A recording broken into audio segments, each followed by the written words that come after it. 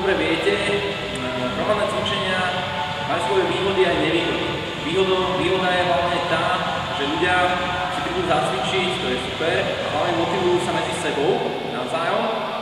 A ďalšie, dosť také nepriaznivé je to, že tréner, ktorý má napríklad tam nejakých 15, 20, niektorí majú aj 60 ľudí, to nedokážu venovať každému individuálne a preto týchto cvičen si dosť zanedbávajú niektoré základné zvyky.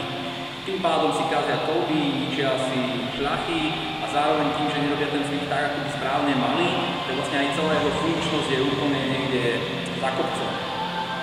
Preto konečne po roku cvičenia som si tiež všimol mnohých ľudí, že tiež im to moc nefunguje. Nehovorím, že všetkým, samozrejme ste jednotky, všetci, ktorí chodíte tu necvičiť, ale chybičky sú tam, chybičky krásy. Takže ukážem vám, začneme ako keby odpiky a ukážem vám tie základné cviky. Ako ich prevádzať správne a hlavne tak, aby fungovali. Začneme hneď priamým úderom, ktorý ste mali úplne na začiatku, najjednoduchšia vec. Ukážem to spredu, ukážem to z boku. Začíname väčšinou tak, že máme ľavú nohu vpredu, pravú nohu máme vzadu.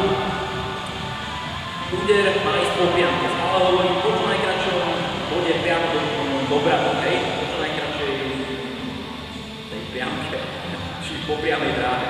Takže vyrazím pekne si dopredu, všimnite si, rotujem ja bedrom a vytočím sa na špičke, hej? Bum, bum. A pracujem, naozaj ja tam musím zatlačiť bedrom, bum, bum. Dobre, z boku, jednoduché, úder.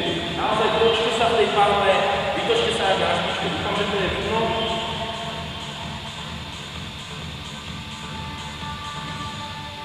Dobre, takže priamy úder je za nami, cvičte ho doma, nacvičujte, dáme nejakých 5-6 cvikov, potom to spojíme dohromady a možno budete cvičiť aj doma. Ahoj!